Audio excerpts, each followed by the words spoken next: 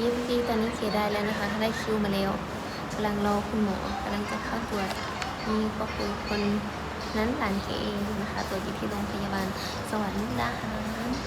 สบายดีเบิร์สทุกคนสวัสดีนะคะสวัสดีค่ะวันนี้ก็ยินดีต้อนรับเข้าสู่ช่องน้องเกศสาวผู้ไทยเจ้านี่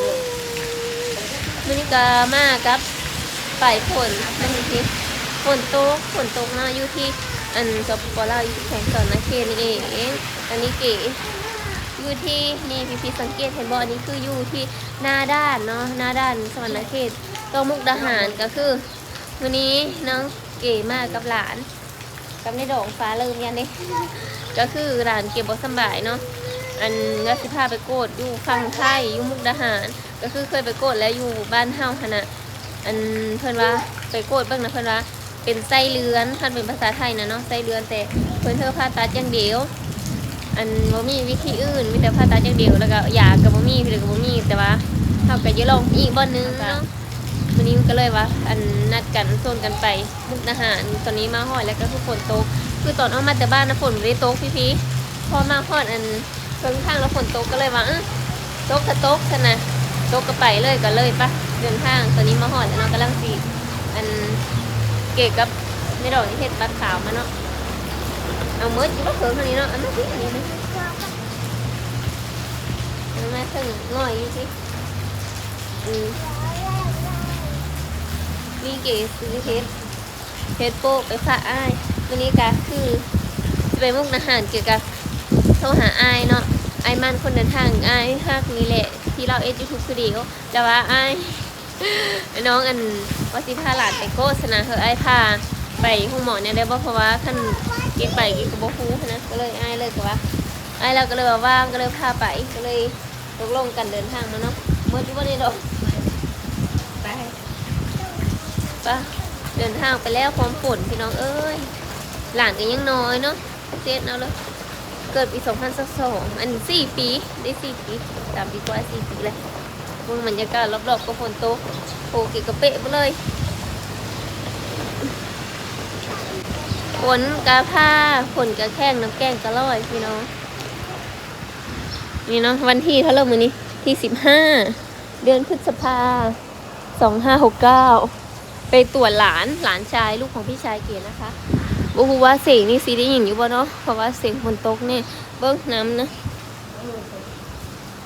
เก๋กะขั้นมื้อนี้ขั้นสมมุติว่ามื้อนี้บ่ท่านได้ไปโกดกันน่าสิได้นอนคืนนึง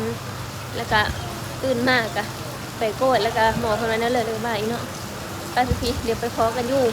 ตอนขึ้นรถเนาะเพราะว่าอยู่ฝั่งเฮาบ่อนอันโตแล้วเพิ่นบ่ให้ถ่ายรูปถ่ายคลิปคือบ่ได้บ๊ายบายเดี๋ยวไปพอกันอยู่นะฝั่งนี้ก็โดยสารมาส่งคนที่แบบว่าสิไปไทยพี่แล้วตอนนี้เขาก็ข้ามมาฝั่งนึงแล้วเนาะข้ามมาแต่ด้านฝั่งนั้นข้ามมาได้ฝั่งนี้ก็คือค่าขึ้นรถ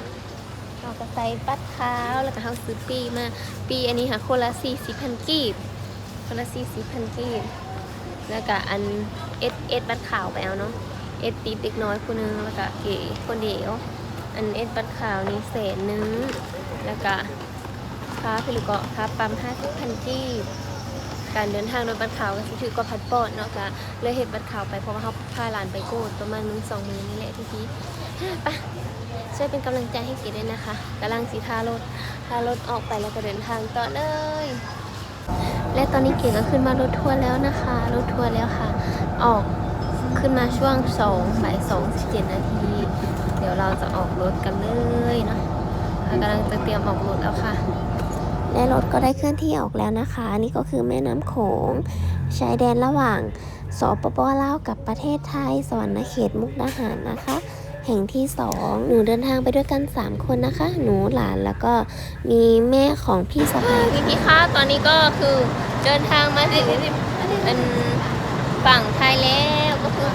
มาลุงตุ้ยเนาะมาลุงพุ่มพัวหลานก็ให้เออาอยู่นี่นะเดินทางมาถึงแล้วค่ะนี่ตอนนี้ก็คือ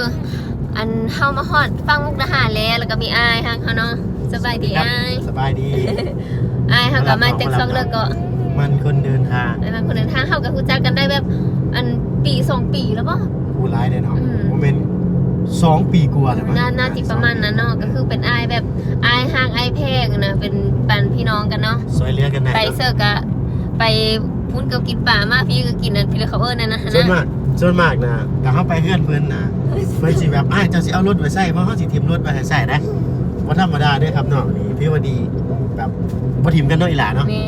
โยก็เยอะอันอายไปเยี่ยมยามก็ดีเจอแล้วนะนี่เนาะหลานเขาก็อยู่ข้างหลังคนเขาค่ะ ลำสุดทางเหรอ แม่ ลำสุด ว่าฮอดอันหลานแฝดนี่เด้นี่คนเดียวนี่อันนี้ก็สีผ้ามุ่งหน้าไปห้องหมอไอ้แล้ว โมเมนต์ ฝั่ง ตัด ไปห้ บ้า อน งหมอ ที่หลาย เลย นะเนาะบ่ได้ตัดหรอกเนาะ ยังวะก็อันยูทูบปะ สำหรับอ้ายนะก็โอเคอยู่ดอก เดี๋ยวจะพักสิโอเคเนาะ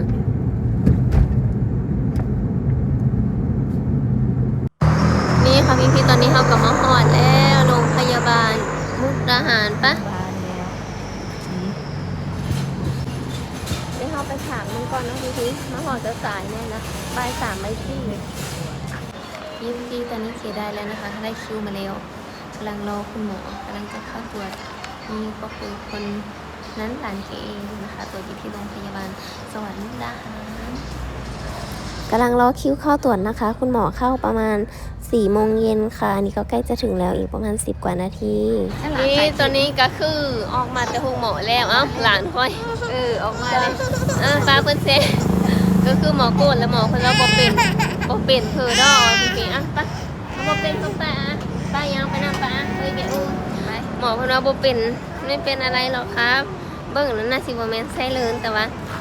ก็คืออาการหลานเก่งขนาดมันสิเป็นบ่นั้นของผู้ชายนะเนาะมันสิใหญ่แน่บ้านใหญ่บ้านน้อยมันสิมุ